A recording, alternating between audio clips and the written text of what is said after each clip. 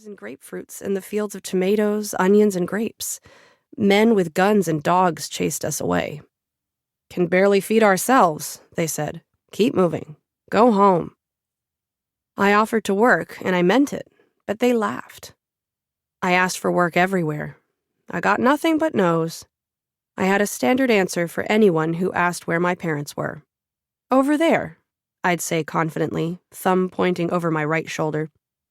Was I scared? Yes and no. I'd never been in a big city. Back home, we don't have electricity, heat, or piped water in the house. I'd never seen so many different flavors of people, not to mention all the tall buildings, street lights that went on like magic, and so many cars. Apartments fascinated me. I walked along the streets at night looking up at the lighted windows, home upon home stacked on top of each other.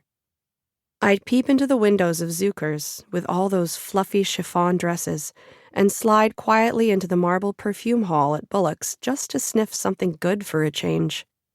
I loved the fancy columns, gold paint, and velvet seats of the movie palaces. I guess you could say every day was like the movie marquee that said, "Terror and delight." Terror and delight. Yeah. I was scared, but also curious, lonely but never alone. There was no one telling me what to do, no rules except to find something to put into my belly. That brings us to today.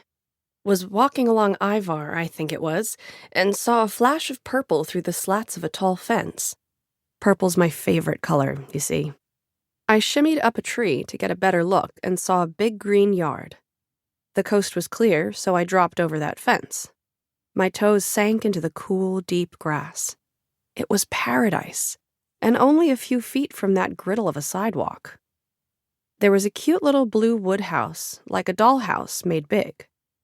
A tall tree gave shade, and the leaves whiffled and whooshed lightly in the breeze. A lounge chair was covered with plump, flowered, fringed cushions with a book on them. A Little Princess. Never read that one. Next to the book was an apple. Red, shiny. Bite already out of it. Who bites into an apple and walks away from it? I heard a screen door creak and then slam. A girl my own age stared at me with saucer eyes. She was so clean. Even though she was a stranger, I decided to talk to her. "Hi," I said.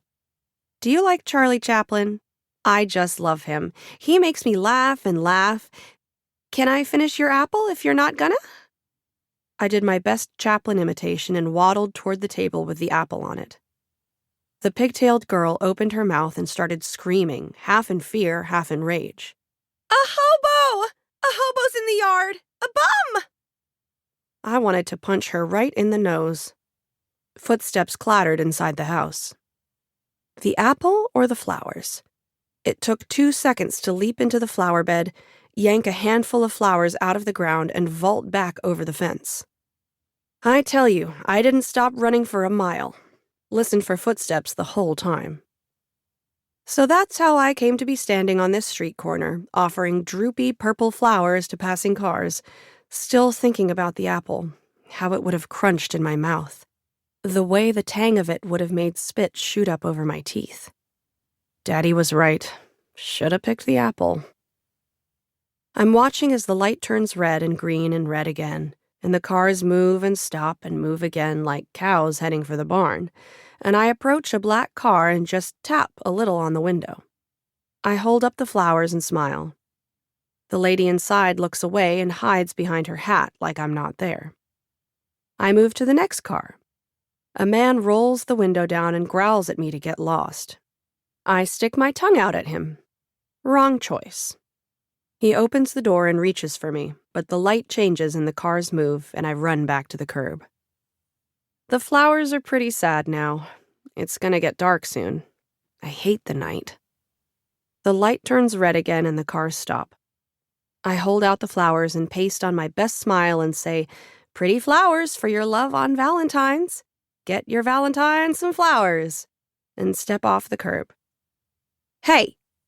I hear a voice. I turn and there's a cop coming down the sidewalk.